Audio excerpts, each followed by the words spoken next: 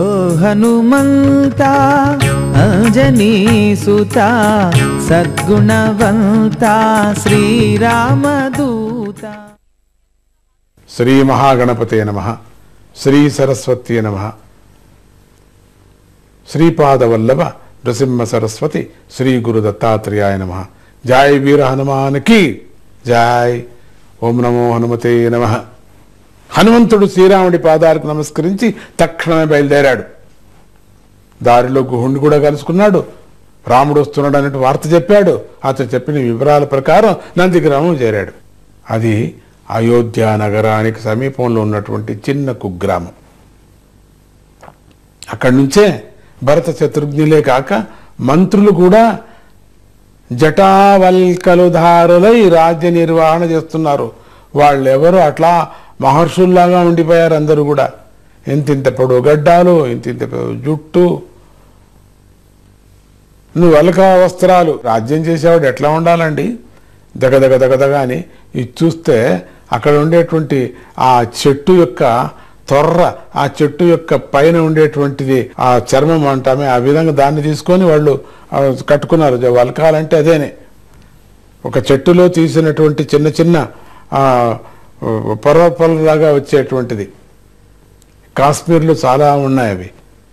మన దక్షిణ భారతంలో చాలా తక్కువ వలకల చెట్లు, చాలా కష్టం, దాన్ని రావటం కష్టం. దీన్ని చూసి హనుమంతుడికి చాలా ఆశ్చర్యం వేసింది. బ్రాహ్మణ వేషంలో ఉన్నటువంటి హనుమంతుడు మెల్లగా భరతుడి దగ్గరకు చేరి సంభాషణ ప్రారంభించాడు. ప్రభు, మీకు ఒక సంతోష వార్త చెప్పాలని వచ్చాను. మీరంతా ఎవరి కోసం ఎదురు చూస్తున్నారో ఆ శ్రీరామచంద్రుడు త్వరలోనే ఇక్కడికి రాబోతున్నాడు.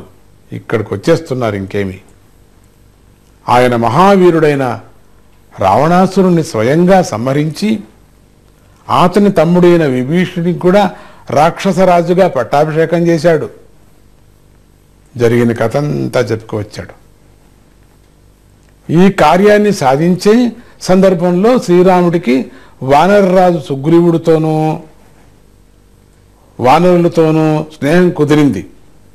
ఇప్పుడు శ్రీరాముడు సీతాదేవి లక్ష్మణుడే కాక వానరరాజైనటువంటి సుగ్రీవుడితోనూ రాక్షసరాజైన విభీషణుడితోనూ ఇక్కడికి కొద్దిసేపట్లో రాబోతున్నాడు అని చెప్పాడు. హనుమంతుడు ఈ మాటలు చెప్తూ భరత శత్రుఘ్నుల ముఖ కవళికలు జాగ్రత్తగా గమనిస్తున్నాడు. ఏమవుతుందో చూస్తామని ఆ బాడీ లాంగ్వేజ్ చెప్పాడు కదా రాముడు, అందుకని చూస్తున్నాడు. ఏం చేసుకుంటారో, ఎట్లా ఉంటుంది వీళ్ళ ముఖం, చిట్లించుకుంటారా, సంతోషపడతారా అని చూస్తాం. కానీ భరతుడు మాత్రం అదేమీ పట్టించుకోకుండా ఆనందపరవశుడై శృహ తప్పి పడిపోయాడు. ఇక కవగడ ఎక్కడుంది, ఇంక ముఖఛాయ ఎక్కడ చూస్తాడు, కింద పడిపోయాడు. ఆ వార్త వింటూనే ఆ సంతోషం తట్టుకోలేక కింద పడ్డాడు. చూస్తామా కింద పడిన తర్వాత లేస్తాడా లేదా? జై గురుదత్త.